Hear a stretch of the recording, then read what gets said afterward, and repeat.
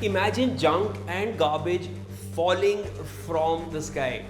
This is not a hypothetical situation, this is very much real because I'm talking about space junk. Yes, that is a thing and it can fall back to Earth.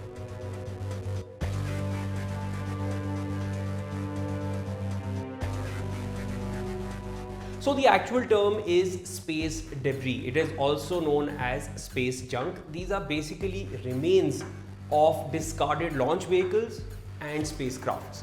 Now they continue to revolve and basically float around Earth at high speeds, and they pose a very heavy risk of colliding with satellites which are also there in space. So this space debris is caused when there is an explosion in space, either that or when countries purposely strike down their own satellites with missiles. So countries like Russia, China, United States and even India have shot down their own satellites, which has obviously caused more space debris.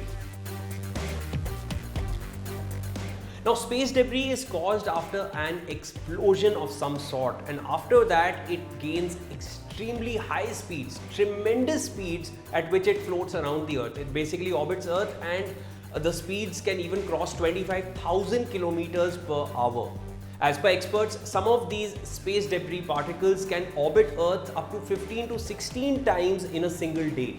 Now, because they are moving at such high speeds, no matter what the size of the space debris particle may be, it poses a very high risk of colliding and causing extreme damage to any satellite that may come in its path. Now, with the launch of more and more satellites happening in our times, especially with private players also coming in, the chances of having more space debris in future will also increase.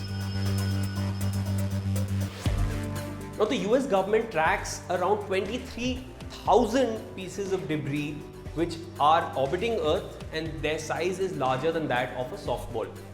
Apart from this, there are 500,000 pieces of debris larger than 1 centimeter and 100 million pieces of debris about 1 millimeter or larger. Now, the European Space Agency ESA has estimated that the total mass of all the objects in Earth's orbit weigh over 9,600 tons. Now, this space debris is floating hundreds of miles above the Earth's surface. Now, as per NASA, if the space debris is over 1,000 kilometers from Earth, it will continue circling Earth for at least a century. But if the space debris is in an orbit below 600 kilometers from Earth, it has a very high chance of falling back to Earth, and it can happen in the near future.